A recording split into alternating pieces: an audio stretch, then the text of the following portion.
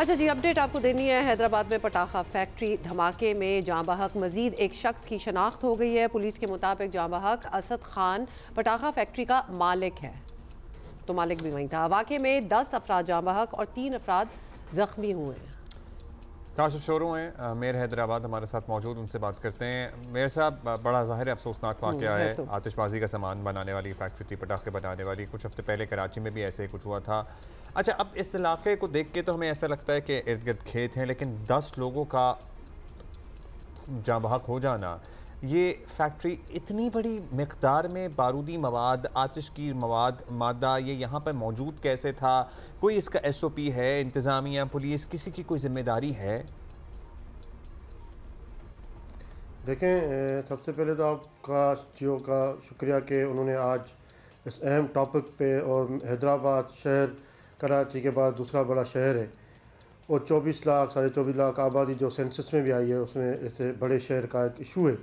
अब मैं आपको बताऊं कि यहाँ पे हैदराबाद में बहुत बड़ी गुंजान आबादियाँ, कच्ची आबादियाँ और ऐसी चीज़ें बहुत सारी आपको मिलेंगी, जैसे शहर कराची में, ऐसे हैदराबाद में भी है। तो ये जो जहाँ पे अभी हादसा हुआ, एक अफसोसनाक वाक़या हुआ, इसके ऊपर जितना अफसोस किया जाए उतना कम है। लेकिन मैं एक चीज़ बताऊँ, ये दरिया के अंदर और कच्चे के अंदर एक ये ऐसा एरिया है जहाँ पे ये वाक़या हुआ, और वो घर टाइप एक बना हुआ था, जो एक कमरा था जिसने भी बनाया हुआ था, लेकिन वो ज़मीनों के अंदर जहाँ आबादी एग्रीकल्चर लैंड और कच्चे के अंदर था। तो ये एक तो गुंजान आबादी या शहरी रेजिडेंशियल एरिया या कमर्शियल एरिया या इंडस्ट्रियल एरिया कहीं पे भी नहीं था जो इसको तस्वर किया जाए ये फैक्ट्री है या कोई ऐसा कोई एरिया है। तो वहाँ पे ऐसी जगह पे बनाया गया था जहाँ पे आम लोगों की आमदोरफ्त भी बहुत कम थी, और कभी किसी ने कंप्लेन भी नहीं की कि यहाँ पे कोई ऐसी एक्टिविटी हो रही है।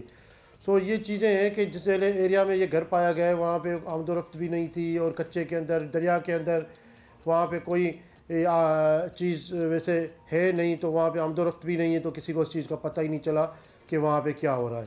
तो ये हादसा हुआ जहाँ पे, तो उसी बाद वहाँ पे अभी चीज़ें ये नज़र में आ रही है कि ऐसे एरिया कहाँ कहाँ पे हैं, कच्चे के एरिया में हो या कहीं और ऐसी एरिया हो जहाँ पे आम लोगों की या कानून नाफिज करने वाले या गवर्नमेंट के कंसर्न डिपार्टमेंट है उनकी आमदोरफ्त वहाँ पे नहीं हो रही।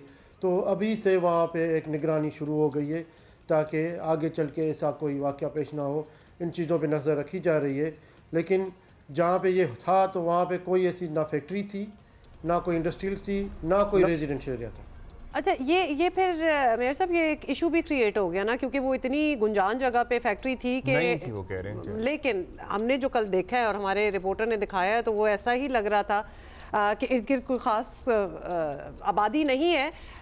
ये भी एक इशू है, क्योंकि ये शिकायत मिली है कि धमाके के बाद रेस्क्यू सर्विसेज में ताख़ीर हुई और फिर तिब्बी सहूलियात पर भी सवाल उठा। तो क्या आपकी नज़र में इस तरह की इमरजेंसी इंतजाम जो हैं वो वाकई ठीक नहीं थे, या आप इस सारी परफॉर्मेंस से आप मुतमईन रहे हैं कि ठीक टाइम पे भी पहुंच गए और संभल गया मामला? देखें, जब हादसा हुआ तो उस वक्त तकरीबन 4:16 पे हमें कॉल आई हमारे फायर फाइटर स्टेशन पे, और जाए वक़ुआ से जो हमारी फायर स्टेशन पहुंची वहाँ पे, तो वहाँ पे तकरीबन 4 कोई 22-23 पे वहाँ पे पहली हमारी जो पहुंची थी फायर फाइटर। उसी दौरान उन्होंने आते ही जो आग लगी हुई थी उसके ऊपर काबू पा लिया।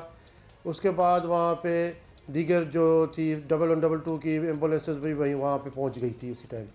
फिर वहाँ से लोगों को रेस्क्यू किया गया। तो कह रहे हैं जी, कच्चे के इलाके में था, गुमान भी नहीं था कि ऐसा यहाँ हो सकता है, लेकिन ये हुआ और 10 लोग जाँ बहक हो गए, इंक्लूडिंग द मालिक ऑफ द फैक्ट्री।